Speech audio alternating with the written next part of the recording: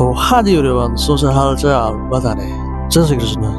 આપણે દુકાન હલાવતા હોય તો એવું કેમ થઈ જાય કે જે બીજા લોકોના પ્રોબ્લેમ હશે એ આપણા પ્રોબ્લેમ થઈ જાય. મતલબ કે કોઈ એમના ઘરમાં એક્સપાયર થઈ જાય તો એ આપણી પ્રોબ્લેમ છે, કોઈ હોસ્પિટલમાં હોય તો એ આપણી પ્રોબ્લેમ છે, કોઈના મેરેજ હોય તો એ આપણી પ્રોબ્લેમ છે, કોઈનો પગાર ના આવ્યો હોય તો એ આપણી પ્રોબ્લેમ છે. મતલબ એ લોકોનો પ્રોબ્લેમ આપણા કેમ થઈ જાય છે, આપણા પ્રોબ્લેમ એમના નથી થતા. આપણે ક્યારે એમની પાસેથી એમ નથી માગતા કે એડવાન્સમાં મને પેમેન્ટ કરી દો, કે એમના માલ ના લઈ જાઓ, મારી પાસે રૂપિયા નથી. એ લોકો પાસેથી ખાલી આપણે પોતાના પૈસા માગી છીએ તો એ લોકો સમયસર આપી નથી શકતા.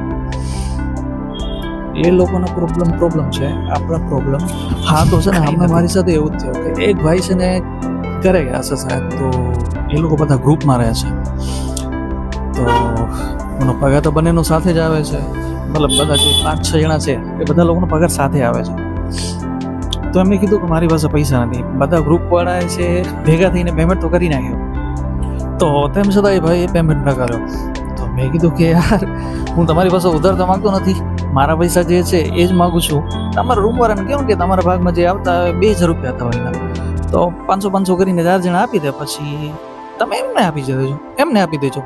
તમારા રૂમવાળા જો તમારા ઉપર વિશ્વાસ ન કરતા હોય તો હું તમારા પર વિશ્વાસ કેવી રીતે કરી શકું? અને પાછા એ લોકો મતલબ કચ્છના લોકલ હતા, બહારના હતા. હવે એ લોકો આ ભાઈ પર વિશ્વાસ ન કરે તો હું કેમ કરું? તો જોઈએ હવે 1લી તારીખનો આપણે ટાઈમ મળ્યો છે, શું થાય છે એ વિચાર આવ્યો. ઓકે, હવે પછી આપણે એવું કરવાનું છે કે રૂમમાં જે 5-6 જણા રહે છે સાથે, તો એ લોકો તમે પોતામાં સમજી લો કે મારા રૂપિયા મને ટાઈમ ઉપર આપી દો યાર. જો તમારો માણસ જે છે એ ગામડે ચાલી હશે તો હું તો એમને ઓળખતો નથી, અને 1000-2000 રૂપિયા માટે તમારે ત્યાં જવાનું નથી ગુજરાત મૂકીને.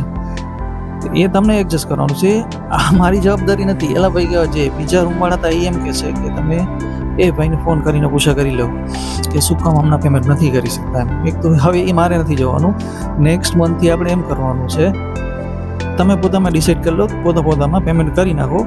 પછી જેમની પાસે ન હોય એ ભલે પગાર આવે ત્યારે પેમેન્ટ કરી નાખે. જોઈએ છે હવે નેક્સ્ટ મંથથી શું થાય છે.